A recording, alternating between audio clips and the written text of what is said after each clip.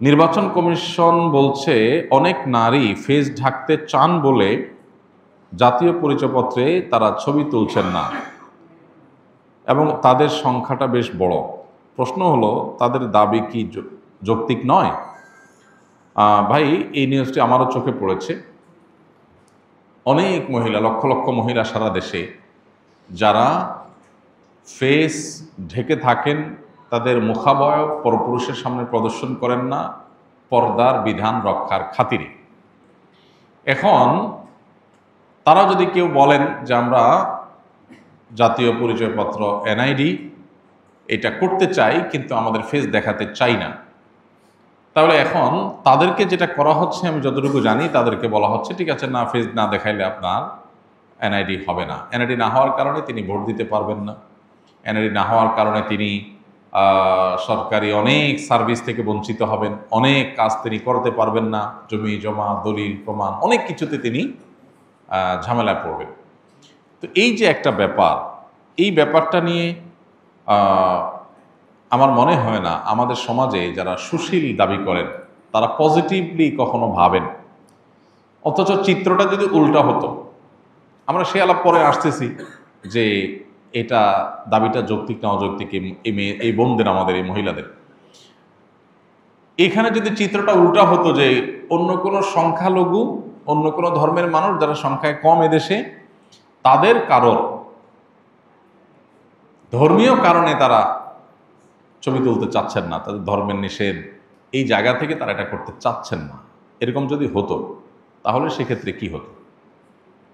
সেক্ষেত্রে আমাদের সুশীলটা দেখা যেত এটার সপক্ষে বিরাট বড় আন্দোলন তারা গড়ে তুলতেন যে ধর্মীয় অধিকার রক্ষা করতে হবে সংখ্যালঘুদের, অতএব তাদের অধিকার রক্ষা করার জন্য তাদের জন্য ছবি ছাড়া এনআইডি করার সিস্টেম চালু করা হোক, এরকম ব্যবস্থা রাখা হোক যে তারাও যেন বঞ্চিত না হয়। তিনি তার ধর্ম পালন করতে চাইবেন, সেটা সেই চাওয়া পূরণ করা উচিত, এটা তার সাংবিধানিক অধিকার। এখন আপনি তাকে বলবেন হয় তুমি এনআইডি কার্ডের ছবি তোলো, এনআইডি কার্ড নাও, আনলে তোমার ধর্ম চর্চা ছাড়ো, আপনি এটা করতে পারেন না। এই অধিকারের কথাটা সেখানে উত্তর, কিন্তু এখন উল্টা তারা মাসআলা বলতেছে। মাসআলা যেখানে আলেমদের বলার কথা, এখন তারা মাসআলা বলতেছে, বলে যে না এনআইডি কার্ডের জন্য ছবি তোলা তো জায়েজ আছে, আপনারা কেন ঝামেলা করেন? ওনারা এখন মুফতি হয়ে গেছে। যারা এখানে মাসআলা দিতে আসছেন, ওনারা আসলে মাসআলা দিতে আসেন নাই, ওনারা মূলত মুসলিম নারীর ধর্মীয় অধিকার এটা থেকে তাদেরকে বঞ্চিত করতে আসছেন। এই মানুষগুলাই সুশীল সাজেন, এটা হলো সবচেয়ে দুঃখজনক বিষয়। লক্ষ লক্ষ নারী, লক্ষ লক্ষ নারী এদেশে তারা তাদের ফেস ঢাকেন, পরপুরুষের সামনে ফেস দেখান না। একটা রাষ্ট্রের লক্ষ লক্ষ মানুষ, অগণিত মানুষ, বিপুল সংখ্যক মানুষ, তারা তাদের ধর্মীয় চিন্তাধারা থেকে, ধর্মীয় বিশ্বাস থেকে যে কাজটি করেন সেটাকে রেসপেক্ট দেখানো রাষ্ট্রের কর্তব্য। যদি সেটা রাষ্ট্র না করে তাহলে তাদের ধর্মীয় অধিকার, ধর্মীয় স্বাধীনতা, তাদের ধর্মীয় যে সংস্কৃতি আছে সেটার প্রতি শ্রদ্ধা দেখানো হলো না। এটা ভিন্ন আলাপ যে তাদের এটা কি বাড়াবাড়ি নাকি এটা শরিয়া, এটা কিন্তু কালচার হিসাবে আপনি দেখেন, সংস্কৃতি। এদেশের অনেক লক্ষ লক্ষ মেয়েরা তারা যুগ যুগ ধরে এই সংস্কৃতি ধারণ করে আসছেন, তারা ফেস ঢাকেন, পরপুরুষ সামনে ফেস দেখান না। তো এই সংস্কৃতিটাতে এই মাটির মানুষ ধারণ করছেন যুগ যুগ ধরে, সেটার মধ্যে রেসপেক্ট দেখানো আপনার কর্তব্য। পৃথিবীর অন্যান্য উন্নত দেশে জনগণের চাওয়াকে এত রেসপেক্ট করা হয়, এত গুরুত্ব দেওয়া হয় যে জনগণের বিপুল সংখ্যকের কোনো চাওয়ার বিপরীতে কখনো কোনো আইন, কোনো সিস্টেম তারা হতে দেয় না। তো আমি আশা করব এখানে যে সমস্ত বোনরা তারা ফেস ঢাকতে চান তাদেরকে সে অধিকার দেওয়া উচিত, এবং তাদের আইডেন্টিটি যদি কোথাও নিরূপণ করা কঠিন হয় তাহলে সেক্ষেত্রে বায়োমেট্রিক পদ্ধতি থাকবে, আরও বহু পদ্ধতিতে তাদের আইডেন্টিটি যাচাই করা যেতে পারে, সে অপশন থাকা উচিত। এটা তো দূরের কথা, আমাদের অনেক বোনরা আছেন, আমি জানি যে বিভিন্ন জায়গায় তাদের ছবি তোলার জন্য একজন পুরুষ লোক বসায় দেওয়া হয় এবং বাধ্য করা হয় একজন পুরুষ লোকের সামনে তাকে ছবি তুলতে হবে। এটা কিভাবে গ্রহণযোগ্য হতে পারে?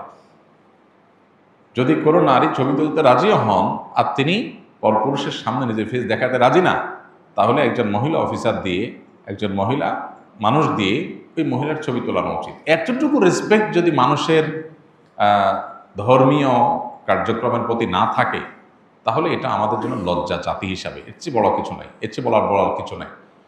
দুর্ভাগ্যজনক যে অনেক জায়গাতেই এই সংবাদগুলো আমরা শুনতে পাচ্ছি যে অনেক মেয়েরা তারা ছবি তুলতে রাজি, কিন্তু পরপুরুষের সামনে তুলবেন না, কিন্তু তাদেরকে বাধ্য করা হয়, এছাড়া অপশন নেই।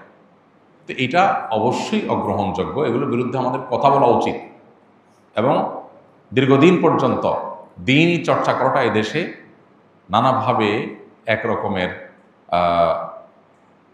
অপরাধের মতো এটাকে দেখা হয়েছে, একটা বিমাতাসুলভ আচরণ করা হয়েছে। এই আচরণ যদি চলতে থাকে তাহলে সমাজের বিপুল সংখ্যক মানুষকে আপনি যদি আপন করতে না পারেন বা তাদের হতে না পারেন, তাদের আবেগ অনুভূতি এবং ধর্মকে যদি আপনি রেসপেক্ট করতে না পারেন, তাহলে কীভাবে একটা রাষ্ট্রকে আপনি এগিয়ে নিয়ে যেতে পারবেন? এটা কোনোদিনই সম্ভব না।